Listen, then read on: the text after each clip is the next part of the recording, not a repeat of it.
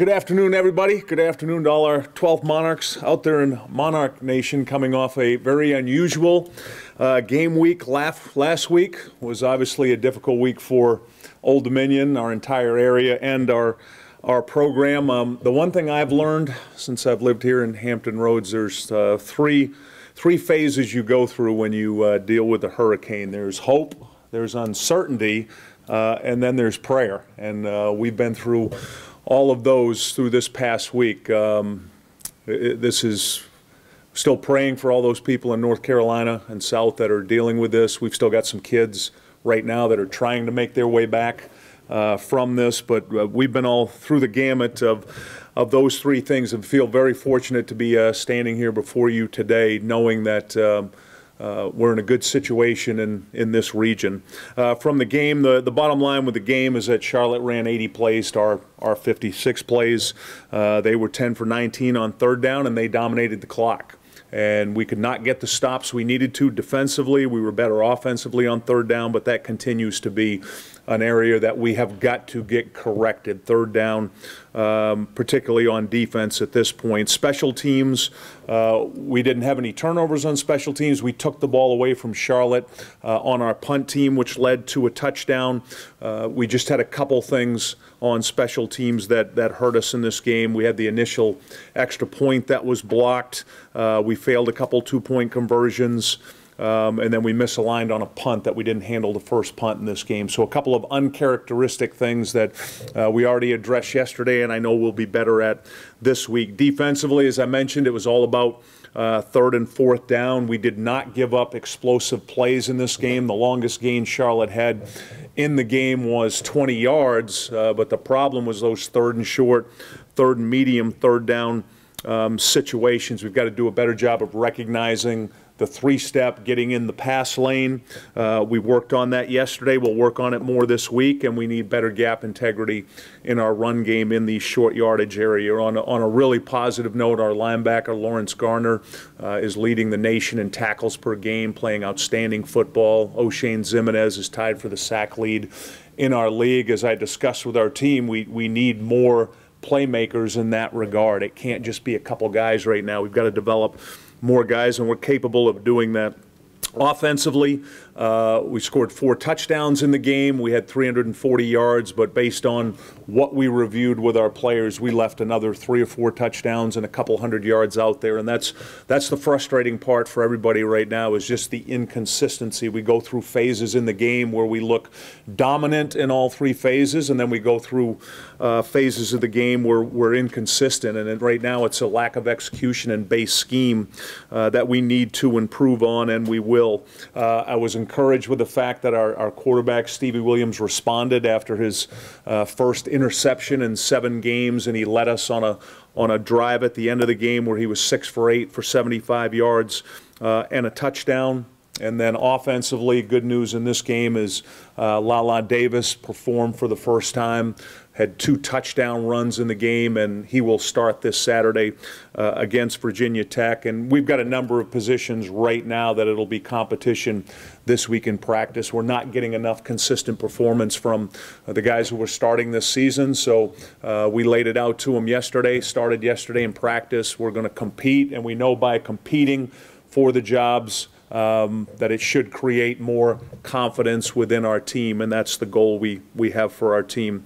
This week we've got a top 10 team coming to town in Virginia Tech, very deserving of their ranking. They're outstanding in all 3 phases of what they do. This is clearly an historic game, and something that I'm very proud and excited to be a part of. I never could have imagined when I was hired here that we would be hosting Virginia Tech, who's one of the top programs in the country, has consistently been a good program, and the fact that this is the first of a number of times that they will come to Old Dominion is exciting for all of us. There's a lot of excitement around our university in the area to play this game. We're looking forward to it. The number one thing we're focused on right now is playing better football at Old Dominion. That's what we need to do, and I will gladly take questions. Is there some secret to finding consistency? Yeah, it's really not a secret. It's about practice. We need to practice better, and we made a major change in the way we had been practicing, how we formatted it, how we're going against each other in practice to try to create more competition. We did that yesterday and had one of our best practices of the year. But to get that level of consistency, Scott, that we need to have, we've got to be more consistent in practice. And it's been frustrating because our players practice hard, but we don't perform at a high level consistently. And that's going to come from studying more, preparing more, and then being more consistent on the practice field. That's what we need to do. Bobby, you mentioned competition in several positions. Can you elaborate and tell us where those competitions are? Yeah, on defense, it's defensive line. As of right now, we've got Tim Ward is scheduled to start ahead of Daniel Apu at linebacker. Therese Dickerson will be listed starting early in the week ahead of Jordan Young. And then at corner, we're going to put both of the freshmen, Geronda Hall and Lance Boykin, at our boundary corner position. They're both going to play there. We moved Jamez Brickhouse over opposite of JoJo Heeden at the field corner. Both of those freshmen played in the game at Charlotte. Geronda Hall caused a fumble. Lance Boykin had a fabulous play down the field, breaking up a deep pass play. And in the first time either one of those kids had played. So we're taking a look at those two freshmen on defense and giving them an opportunity. And then offensively, right now it's in the offensive line. We've got some competition going on there up front, at the center position, both the guard positions. Running back, I mentioned that position, that there's going to be competition there this week. You know, we put Lala as the starter, and everybody else is competing to get on the field behind him. So pretty much across the board, when you're in the position we're in right now and the level of inconsistency we've had in the game, everybody's frustrated with that. From my standpoint as the head coach, the good news is, to me, is we've had the last two games, we've had moments in both games where we've looked dominant on the field. Going back to the first half of FIU to how we ended the half at Charlotte, coming out in the second half where I just felt like, here we go, we're about to get this thing rolling. And then we'll have those breakdowns on some basic execution. And that's the reason why there's jobs on the line right now. It's not for a lack of effort. They're putting the effort in. It's a lack of execution on some basic fundamental football plays that we've been running for a long time. That's what's hard to put a finger on right now. And it's important for everybody in the organization to know, players and coaches, we've all got to do it better. You know, we're not doing it well enough right now. And that's why I said it's so much more about us this week right now than it is about Virginia Tech. We've got to fix Old Dominion right now. Bobby, how is your team's morale? How is its self-confidence at this point? Well, it's always a challenge, Harry, when you're not having the level of success that everybody's become comfortable with. And I use that word comfortable because there's a lot that feel like we're supposed to win all the time. And in competition in sports, it doesn't always work like that. You know, you don't just show up at whatever venue you're performing in and just roll it out and win. You've got to compete and play hard. And what I'm trying to do right now is really focus on getting them to block out the noise that's around them and just focus on us, what we need to do to get better as a team. And right now, what we've got to do is embrace this grind we're in. I mean, this is a grind right now. You know, it's not easy to show up every day and come in and face the fact that you're not where you want to be. And tough times call for tough people. You've heard me say it a number of times. I've always believed that adversity defines your character. You find out more about yourself as a person when you're going through difficult times than when everything's working well for you. And that's the part right now that I'm really focused on with everybody in our organization. Is we've got to, day to day, we've got to work to get better. You know, it's the only way we're going to fix this is to get better each day. Bobby, when you were leaving Tuesday to go to Charlotte, Mm-hmm. the look on your face was kind of reminded me of the look on my wife's face when I told her I was retiring.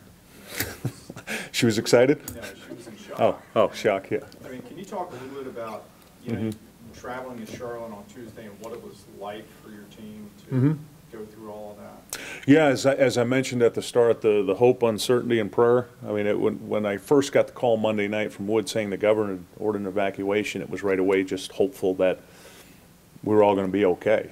You know, wherever we were going and traveling, it was the farthest thing from my mind at that point was a football game. It was, okay, I've got to get 70 players and all our travel party ready to go. I got to get 45 players, non-travel guys, home.